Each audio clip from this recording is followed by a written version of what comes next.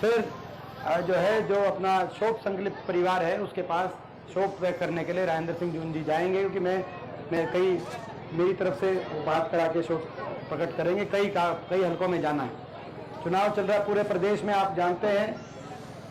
सबसे पहले तो पूरे प्रदेश में, हरियाणा प्रदेश में आपको एक खुशखबरी मैं बता दूं। पहली खुशखबरी आपको ये बता दूं कि जिस घड़ी का 10 साल से आप इंतजार कर रहे थे, वो घड़ी आ गई है। कर रहे थे कि नहीं कर रहे थे? बीजेपी की सरकार से पांडा छुटान खातर 10 साल से इंतजार बात देख रहे थे कि नहीं देख रहे थे? तो वो घड़ी आपकी आ गई है।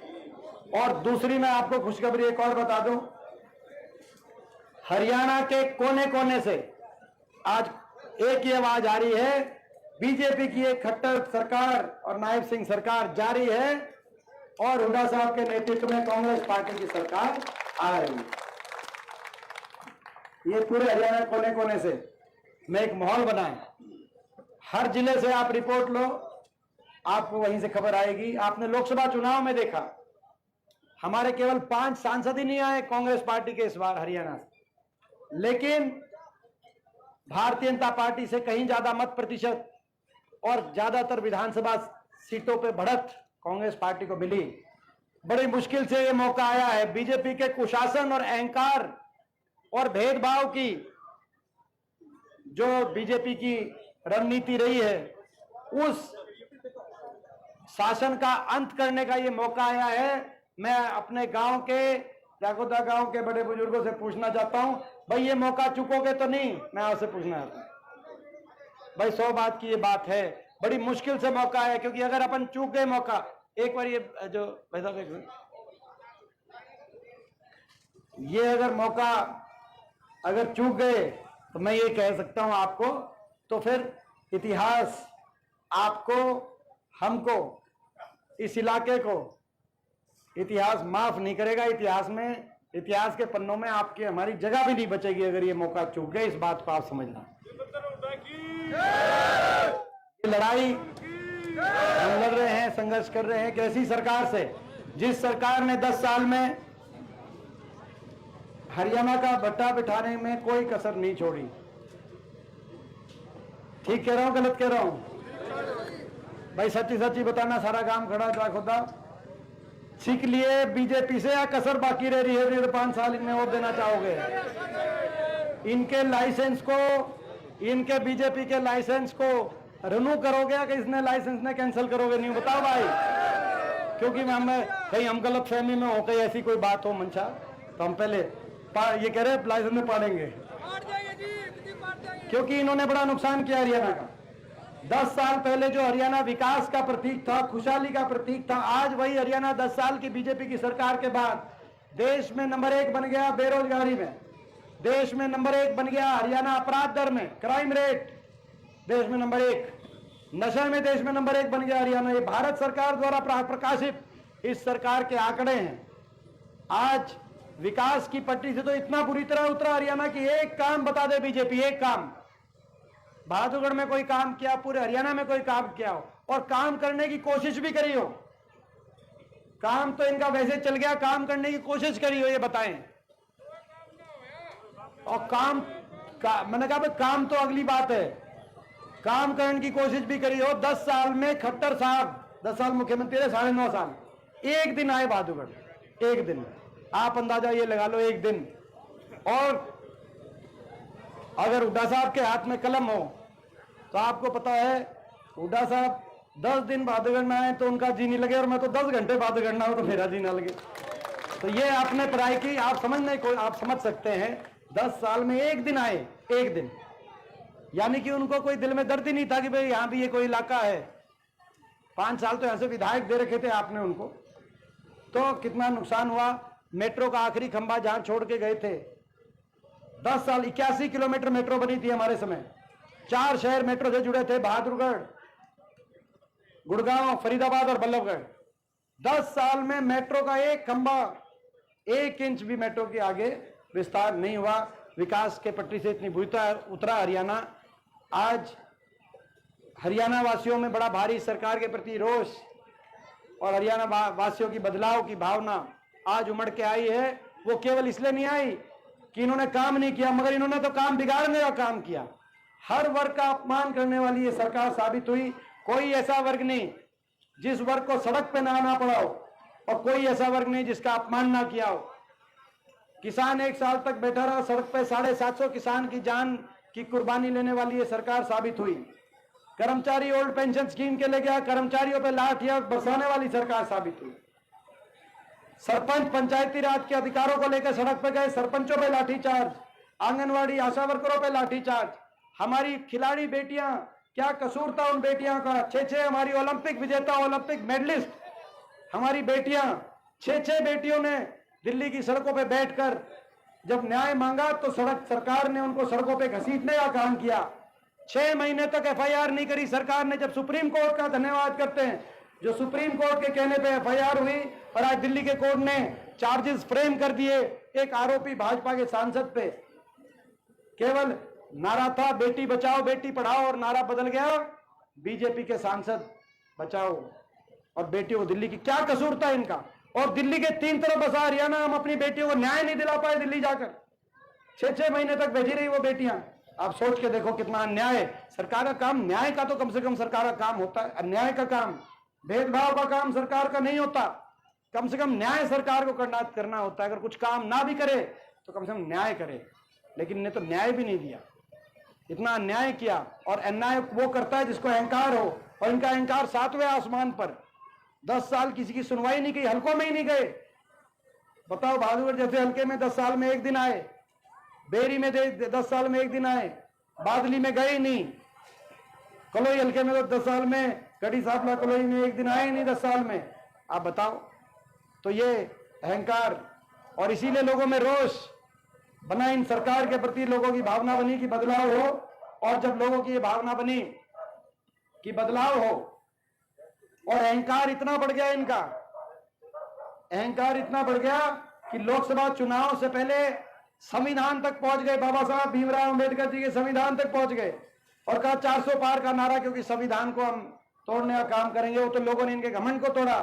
अल्पमत की सरकार दिल्ली में दी, बड़ी मुश्किल से इनकी सरकार बनी दोबारा से, आपने देखा, वो तो लोगों ने इनके घमंड को तोड़ने का काम किया। नहीं तो ये तानाशाही के रास्ते पर, ये तो प्रजातंत्र और संविधान को रोनते हुए आगे बढ़ने का ये काम कर रहे थे, आपने देखा।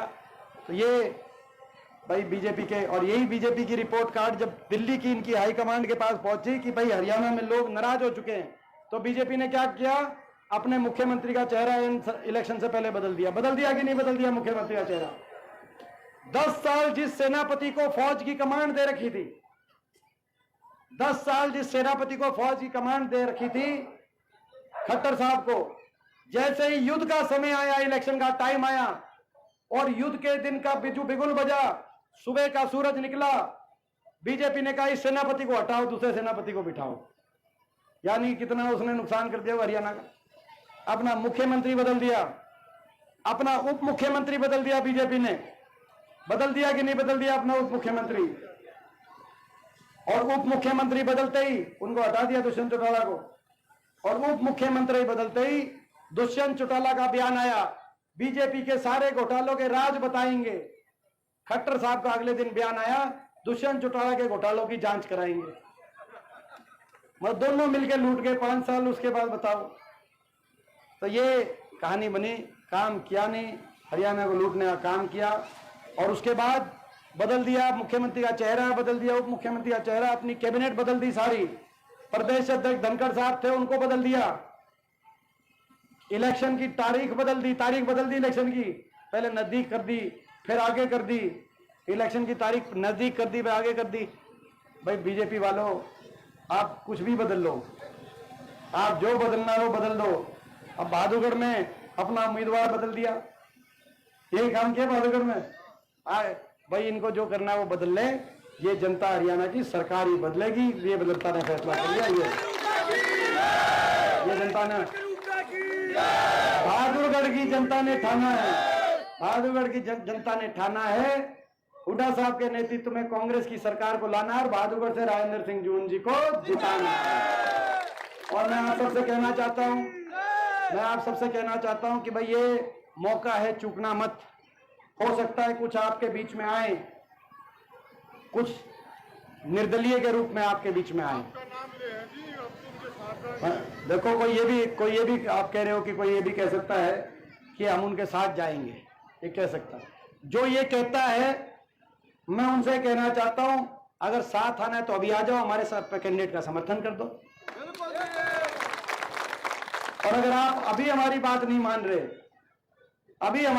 मान रहे, भाई जो अभी भाग गया वो आगे क्यों काबू होगा बताओ भाई। और सरकार हुड्डा साहब की तो तब बनेगी जब ऐसे टिकाऊ विधायक हों। देखो राजेंद्र सिंह जून जी का मैं एक बात बताऊं, आपने देखा देश की राजनीति, मैं थोड़ा सा आपको बताऊं, 10 साल से बीजेपी की सरकार तानाशाही ताकतें, दिल्ली में बैठकर प्रजातंत्र को ताक में रखने वाली ताकतें, एमएलए को एमपीओ को तोड़ने वाली ताकतें, जनादेश को धोखा देने वाली ताकतें, जनादेश को धोखा देने के काम करने वाली ताकतें। आपने देखा बीजेपी के एक मंत्री ने बयान दिया, अभी हरियाणा के एक मंत्री ने, कि चाहे लोग सरकार बना ले कांग्रेस की, हम तोड़ ताड़ के विधायक हम अपनी सरकार बनाएंगे बीजेपी के उसमें। तो भाई ऐसे में पिछली बार भी इन्होंने यही काम किया, पिछली बार भी लोगों ने कांग्रेस और बीजेपी के बीच में मुकाबला बराबर का छोड़ दिया था 2019 में। 75 पार के नारे की हवा निकालकर बीजेपी को 40 पे रोक दिया था कि नहीं रोक दिया था? फिर किसने सरकार बनाई बीजेपी की? 40 पे जब बीजेपी रुकी तो किसने सरकार बनाई बीजेपी की? दुष्यंत चौटाला चला गया 10 एमएलए लेकर, सारे निर्दलीय चले गए, सारे निर्दलियों ने। और भाई बीजेपी सरकार दोबारा बनने के लिए जिम्मेदार जितना दुष्यंत चौटाला था उतने सारे निर्दलीय भी थे, सारे निर्दलियों ने और भी दुष्यंत चौटाला। और देश में भी आपने देखा जहां इनका मौका मिला, महाराष्ट्र में जन भावना से बनी सरकार को महाराष्ट्र में उद्धव ठाकरे की सरकार तोड़ी, कहीं मत। तो भाई ऐसे में जो लड़ाई लड़ रहे हैं, हरियाणा की जन भावना की रक्षा करने की लड़ाई, बड़े बहुमत से आपकी सरकार बनेगी, लेकिन वो तब मिलेगी कि जब हमारे साथ टिकाऊ लोग हों। और भाई राजेंद्र सिंह जून जी का मैं एक बात आपको कह सकता हूं, भाई ये ऐसे हमारे प्रतिनिधि हैं, ईमानदारी पे कोई दाग नहीं, और भाई इनकी वफादारी की कोई दूसरी मिसाल नहीं।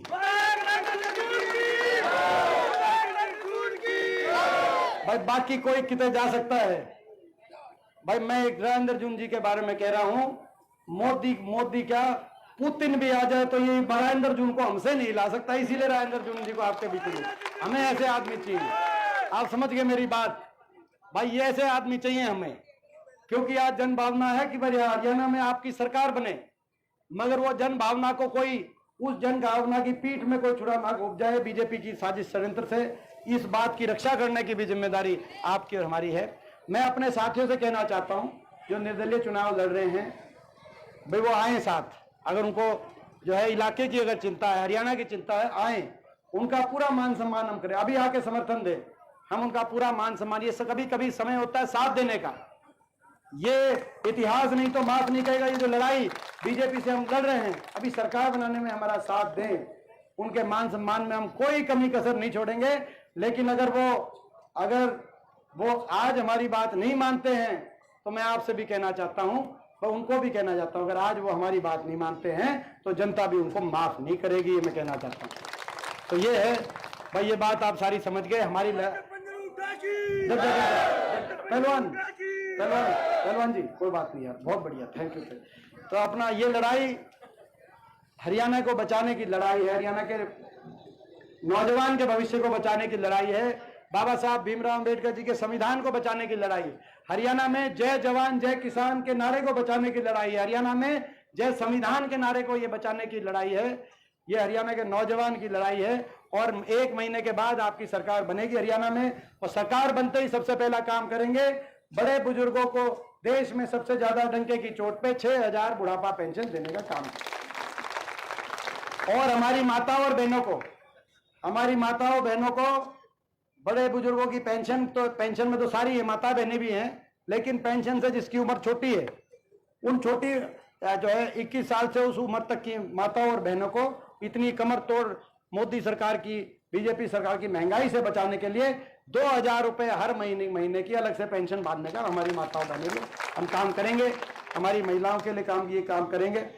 हमारी माताओं और बहनों को 500 रुपये में महंगाई की कमर तोड़ते हुए महंगाई कमर तोड़ेंगे और माताओं बहनों को 500 रुपये में गैस का सिलेंडर दिलवाने का हम काम करेंगे कांग्रेस। आपने देखा एक बात, आपने देखा ये हमने लोकसभा इलेक्शन से पहले घोषणा कर दी थी कि 500 रुपये में सिलेंडर देंगे। बीजेपी ने कल अपना घोषणा पत्र जारी किया है, उसमें बीजेपी ने भी कहा कि हम 500 रुपये सिलेंडर देंगे। लेकिन फर्क ये है, बीजेपी वाले पिछले कई साल से हम पे जब से हमने घोषणा करी थी कहते थे कांग्रेस वाले रेवड़ी बांट रहे हैं। अगर वो बात ठीक थी, अगर कांग्रेस वाले रेवड़ी कह रहे थे 500 रुपये सिलेंडर मतलब रेवड़ी, कांग्रेस वाले ये रेवड़ी बांट रहे थे, तो भाई फिर तुमने अपने घोषणा पत्र में क्यों किया ये 500 रुपये सिलेंडर? और अगर वो बात गलत थी तो तुमने 10 साल तक 1100 रुपये सिलेंडर में रोटी क्यों पुआई 10 साल तक? भाई बताओ, ठीक बात है ना जी। इब 10 साल के बाद हमने महंगाई याद आ गई। तो ये हमारा ये वो है। और भाई ये सारे किसान को एमएसपी गारंटी, कर्मचारी को ओल्ड पेंशन स्कीम, और भाई बहादुरगढ़ और अपने इलाके को विकास की वही पहचान दिलाने का हम काम करेंगे। मैं आप सबसे कहना चाहता हूं, ये लड़ाई, इस लड़ाई में आपका साथ मांगने के लिए मैं आया हूं। बड़ी मेहनत से लड़ाई, बड़ी मुश्किल से, ईमानदारी से लड़ाई लड़ी। दलाल साहब जानते हैं, ये दिल्ली आते, दिल्ली की इन्होंने सारी गलियां देख रखी हैं।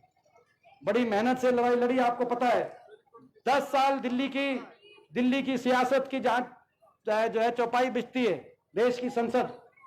हरियाणा से मैं अकेला एक सांसद विपक्ष में, बाकी सारे बीजेपी के। आप सोच सकते हो आपके बच्चे पे क्या बनती होगी। हरियाणा के 15 सांसद है, 10 लोकसभा, 5 राज्यसभा, 15 सांसद, 14 बीजेपी के थे। अब तो इस बार 5 आ गए हमारे, पहले 14 बीजेपी के थे, मैं अकेला रह गया था। 2014 से 19 तक भी 2 आए थे विपक्ष में, दुष्यंत चौटाला और मैं, लेकिन वो बीजेपी की तरफ भाग गया था, फिर हम अकेले रह गए थे। और अकेले वहां पर जब किसान आंदोलन की बात आती होगी और मैं खड़ा होता हूँ और पूरी देश की बीजेपी टूट के पड़ती होगी, जब संविधान पे आक्रमण बीजेपी करती होगी, हम खड़े होते होंगे, पूरी देश की बीजेपी टूट के पड़ती होगी।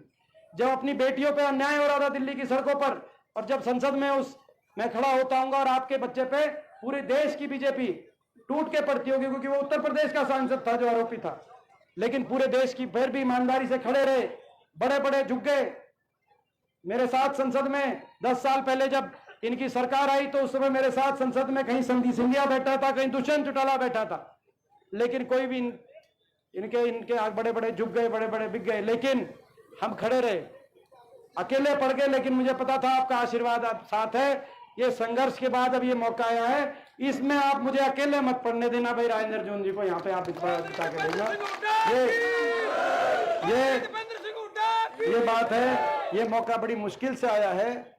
इस मौके में भाई हमें अकेले मत पड़ने देना। जाखोदा वालों, छत्तीस बिरादरी से मैं कहना चाहता हूं, आपस के किसी बात को लेकर आपस में कोई किसी बात को लेकर निर्दलीय आएंगे, लेकिन भाई उनसे हाथ जोड़ के आप कहना ये सरकार बनाने दो। बड़ी मुश्किल से पांडा छुटान का मौका है इनसे, नहीं तो बड़ा नुकसान हो जाएगा। समझ गए मेरी बात? प्रस्ताव मेरा मान गए सारे भाई, पूरा गांव।